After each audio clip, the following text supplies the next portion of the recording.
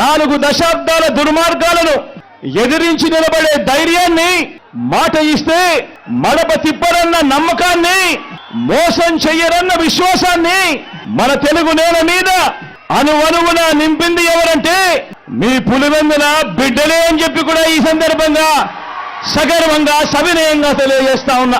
మంచి చేయటం మన కల్చర్, మంచి మనసు మన కల్చర్, మాట తప్పకపోవడం మన కల్చర్, బెదిరింపులకు లొంగకపోవడం మన కల్చర్. పులివెందులను తెలుగు సీమ అభిమానించింది, నమ్మింది, కలిసి నడిచింది.